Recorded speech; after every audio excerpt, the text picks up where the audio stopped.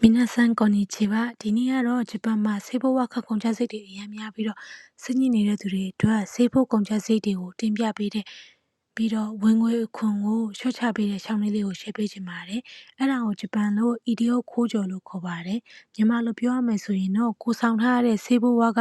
တွေကိုနှစ်ကုန်တဲ့အခါကျရင်အခွန်ရုံးကိုသွားပြီးတော့ဒီ calculation ကိုခုပေါ့နော်လောက်လိုက်တဲ့အခါကျရင်ဝင်ငွေခွန်ပြန်ပေးတဲ့စနစ်ဖြစ်ပါတယ်။ calculation ကိုခုလုပ်တဲ့အခါကျရင်တခြားလိုအပ်တဲ့စာရွက်စာတမ်းတွေနဲ့အတူတူ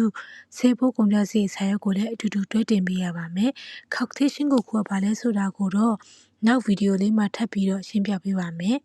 ။နဲ့ဒီသူ့ရဲ့ calculation ကိုခုပေါ့နော်တခြားဗီဒီယိုတွေမှာလည်းတင်မှုပေးတဲ့အတွက်ကြောင့်မလို့ရှာပြီးတော့ကြည့်ကြည့်ပါ။တဲ့ဆေးဖို့ကုန်ကျစရိတ်စာရွက်ကဘယ်ကနေရမလဲဆိုရင်တော့ဈေးကသွားရတဲ့သူတွေစီကိုတစ်နှစ်တာဆေးဖို့ကုန်ကျစရိတ်ကိုပေါ့နော်တစ်လပိုင်းမှာ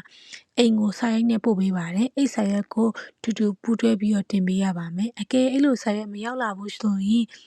EDO ဟိအိုရှိဒါဆေးဣတိုင်ရှောပေါ့နော်ဒီဆေးဖို့ကုန်ကျစရိတ်တွေကိုအတိပေးတဲ့တောင်းဆိုလွှာကိုကိုယ့်ရဲ့အချက်လက်တွေကိုဖြည့်ပြီးတော့စာရေးထည့်ပြီးတော့စာရိုက်ကနေပို့ပြီးတော့တောင်းဆိုလို့ရပါတယ်ပို့ပေးရမယ့်လိပ်စာကတော့ကိုယ့်ရဲ့ကျန်းမာရေးအာမခံကတ်အောက်မှာရေးထားတဲ့